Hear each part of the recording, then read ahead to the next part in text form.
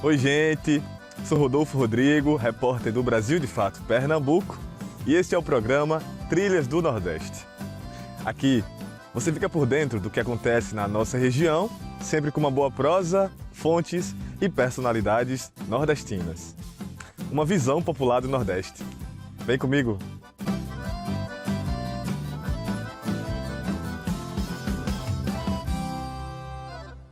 O semiárido, historicamente marcado por grandes períodos de estiagem, continua sendo uma região onde a água é utilizada como moeda de troca por políticos que exploram a vulnerabilidade da população. E em ano eleitoral, essa prática fica mais evidente. Desde 2012, a Articulação Semiárido Brasileiro, a ASA, realiza a campanha Não Troque Seu Voto. Uma resposta a um dos problemas mais persistentes e emblemáticos da política no semiárido brasileiro: a troca de votos por favores, especialmente por acesso à água. A campanha vem ganhando força ao longo dos anos, ampliando seu alcance e diversificando suas estratégias. Esse ano, o foco é na conscientização dos eleitores sobre a importância de escolher candidatos comprometidos com a convivência sustentável da região em um contexto de crise hídrica e alimentar que afeta milhões de pessoas. Para entender como essa ação impacta a vida dessas pessoas que convivem com o semiárido, a gente conversou com a Articulação Semiárido Brasileiro. Na entrevista, você vai conhecer as estratégias e o modus operandi da campanha. Confira.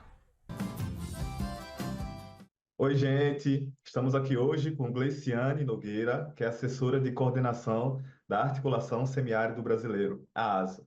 E hoje a gente vai discutir sobre uma campanha muito importante, né, que é realizada pela ASA há algum tempo, que é a campanha Não Troque Seu Voto. Seja bem-vinda ao Trilhas do Nordeste, Gleiciane. Olá, Rodolfo. É um prazer estar aqui com vocês nesse programa. Espero que a gente possa aqui falar desse tema tão importante, que é a campanha Não Troque Seu Voto, Fortaleça a Democracia. Gleiciane, é comum a troca de voto de maneira geral nas eleições, tanto no contexto rural quanto nas periferias, né? Quais são as características dessa troca de voto no campo e no semiárido? Hoje as famílias possuem cisternas, né? Que é a questão da cisterna de água para beber e cozinhar, e até já a outra cisterna, que é água de produção, que é uma política pública e que isso já dá às pessoas uma condição diferente de anos atrás, em que as pessoas não tinham nem água. Então, aconteciam secas, a seca é uma questão cíclica no semiárido, e quando havia seca, era um momento que essas pessoas, no caso, eu falo os políticos, né, os empresários mais se aproveitavam. Por quê? Porque na seca, normalmente, o governo, ele lança programas de emergência. Então, é um programa de distribuição de semente, é um carro-pipa, e aí essas pessoas aproveitavam dessa situação para usar isso no período eleitoral para comprar o voto. Então, por mais que você tenha uma cisterna em casa, isso foi muito positivo, mas ainda assim tem momentos, né, em que essas famílias passam por situações difíceis. Quando vem uma seca mais forte, por exemplo, né, perde semente, perde plantio. Então, tudo isso torna essa pessoa mais vulnerável, né? Então, a característica principal é essa, é se aproveitar dessa situação de vulnerabilidade para benefício próprio, né?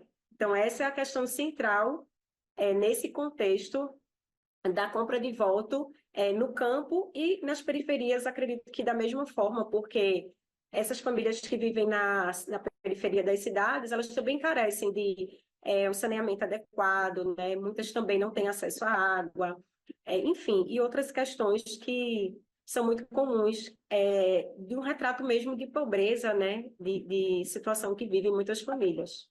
Pensando nisso, né, vocês estão com a campanha Não Troque Seu Voto. Essa é uma campanha de comunicação, de mobilização. Como é que ela funciona? Essa é uma campanha educativa que a ASA realiza, né, desde 2012, justamente com esse objetivo de sensibilizar, de alertar a população do semiárido sobre essa prática ilegal da compra de votos. É uma campanha que, basicamente, ela ocorre junto às famílias que são atendidas pelos programas da ASA, e a gente faz muito esse processo de mobilização junto com as comissões municipais, que são as comissões municipais que estão nessas comunidades do semiárido, e são representações de organizações sociais, igrejas, associações, grupos, né, que fazem todo esse processo na comunidade de mobilização e formação. Então, a gente faz toda essa atuação, né, com as comissões, com as famílias, com as próprias organizações que formam a ASA e que estão mais diretamente em contato com essas famílias, e faz todo esse processo formativo, né? E a gente usa a comunicação como um dos elementos para mostrar essa campanha.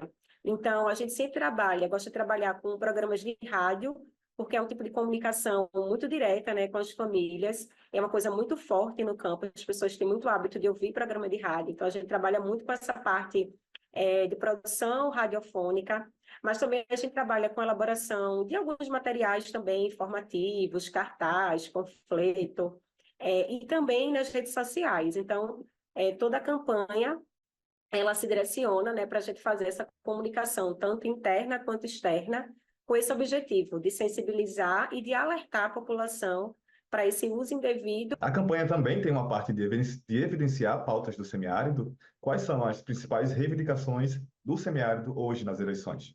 Que a gente está vivendo. Então, 2012, a gente trouxe muito foco desse elemento da água, como eu falei anteriormente, mas em outras edições, a gente inclusive ampliou a campanha, né? A campanha antes se chamava Não Troque Seu Voto por Água. Depois a gente foi e ampliou para Não Troque Seu Voto, para uma coisa mais ampla, entendendo que o contexto do semiárido também foi mudando a partir de um conjunto de políticas que foi chegando na região e a partir do próprio desenvolvimento mesmo, né, da sociedade, enfim, da região.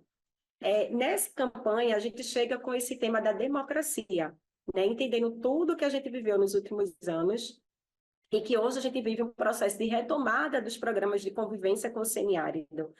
E essa retomada, ela se deve muito a partir de uma luta da sociedade, do povo do semiárido, para que a gente pudesse eleger governantes comprometidos com essa pauta.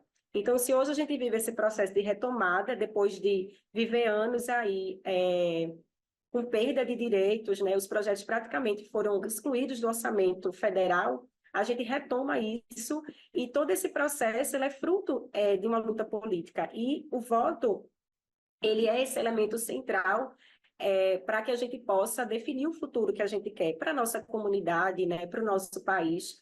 Então, nessas eleições municipais, é muito importante, porque toda a nossa vida, ela corre ali na comunidade, né? É lá que a gente debate as políticas de escola, de saúde, de alimentação. Então, a gente está trazendo essa reflexão. A gente vai dar uma pausa aqui na nossa conversa, porque a repórter Fátima Pereira vai trazer algumas dicas de audiovisuais sobre o assunto. Roda a vinheta. Olá! No Balaio Cultural de hoje temos indicação de filme e livro para você seguir refletindo sobre questões eleitorais, sobretudo a compra de votos. Curral é um filme brasileiro que mergulha profundamente nas questões políticas e sociais que afetam as pequenas comunidades do interior. Dirigido por Marcelo Brenan, o longa traz à tona um tema muito relevante: o clientelismo político no interior nordestino. A trama gira em torno de Chico Caixa, um homem comum que se vê no meio de uma campanha eleitoral e acaba sendo usado como um peão nesse jogo de interesses.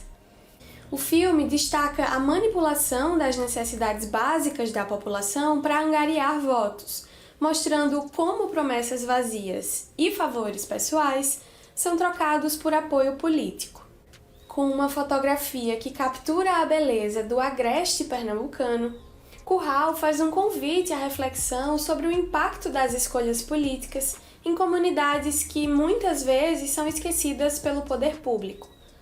Disponível na Netflix, o filme pode nos ajudar a entender as complexidades do Brasil profundo, onde a luta pelo poder muitas vezes se sobrepõe às reais necessidades do povo.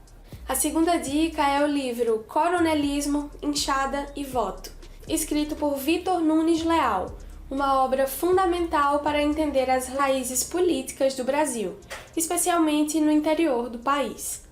Publicado pela primeira vez em 1949, o livro é um estudo pioneiro sobre o fenômeno do coronelismo, um sistema de poder local em que os coronéis, grandes proprietários de terra, exercem influência política e controle sobre as populações rurais. Leal examina como o coronelismo, associado à economia agrária e ao voto de cabresto, moldou a política brasileira durante o período da Primeira República. Ele revela como os coronéis usavam sua autoridade e recursos para garantir votos e perpetuar sua influência em um cenário onde a fragilidade do Estado permitia que o poder local prevalecesse. A obra é essencial para quem deseja compreender as engrenagens do poder no Brasil, especialmente fora dos grandes centros urbanos. Estamos de volta aqui na entrevista, hoje recebendo Gleiciane Nogueira, que é assessora de coordenação da Articulação Semiárido Brasileiro. Gleiciane, a gente sabe que a desinformação, fake news, é uma realidade no contexto eleitoral, né? Como é que você diria que essa desinformação acontece no semiárido? Tem algum exemplo que você pode contar para a gente? Então, Rodolfo, esse é um tema bastante central na campanha. A gente está trabalhando, já começamos a trabalhar isso na última edição da campanha, e esse ano também a gente está trazendo esse tema como um tema central, porque a gente entende que quando a gente está falando de fortalecer a democracia, a gente está falando justamente de combater as notícias falsas. E no semiárido, ocorre muito aquele tipo de notícia relacionada à questão da água, né? Do carro-pipa. Então, muitas vezes, as pessoas aproveitam... a gente está vivendo um processo de retomada dos programas, né? Então, a gente voltou a construir cisternas no semiárido, e aí muitas pessoas utilizam isso para dizer assim, está voltando a construir cisternas para beneficiar os carros-pipas, fazendo essa relação entre a política pública da cisterna e o carro-pipa, como se a gente está construindo para beneficiar que empresas, né, que trabalham com essa questão dos carros-pipas possam se fortalecer com a chegada das cisternas. E uma coisa não tem a ver com a outra. A gente sabe que o carro-pipa é importante, muitas vezes a pessoa tem a cisterna, mas ela não consegue, por algum motivo, encher aquela cisterna, ou o município está passando por uma seca, e aí o carro-pipa ele é importante para abastecer aquela família, mas não tem uma coisa a ver com a outra. E muitas vezes as pessoas usam isso para distorcer a informação, né? Então, esse é um tipo de notícia que a gente, inclusive, sempre traz à tona e sempre tenta, né, explicar às pessoas a real situação para que as pessoas compreendam a verdadeira informação. Gleiciane, trazer essa questão de não trocar o voto é uma coisa que precisa perpassar por algumas gerações, né? Como é que vocês veem hoje relacionado a permanência da juventude no campo e no semiárido com essa questão? A campanha, ela também busca trabalhar com a juventude, né? Até uma coisa que a gente vem refletindo é que muitos jovens que hoje estão no campo, eles já nasceram com a cisterna ao lado de casa, né? Então, eles não passaram por esse processo de uma dificuldade de água. Então, eles vivem numa outra realidade, num outro semiárido. E aí a gente tem procurado, né, trazer as pautas da juventude também. Como é que essa juventude se relaciona com esse tema das eleições?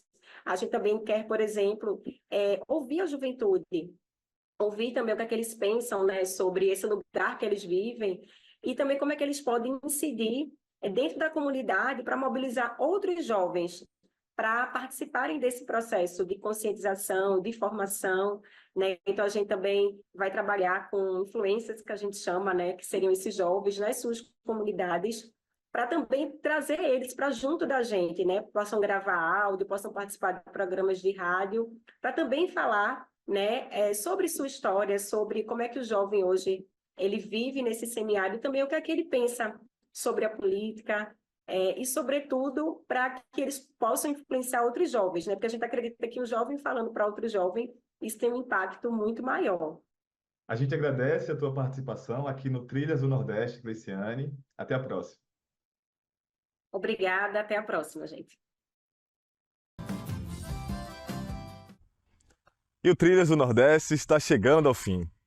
Muito obrigado pela sua audiência. Você assiste esse e outros episódios nos canais da TVT e do Brasil de Fato Pernambuco no YouTube. Você também pode enviar sugestões de pautas para a gente. É só falar no e-mail pautape@bdfestados.com.br. Até semana que vem, toda segunda-feira, às 7h45 da noite.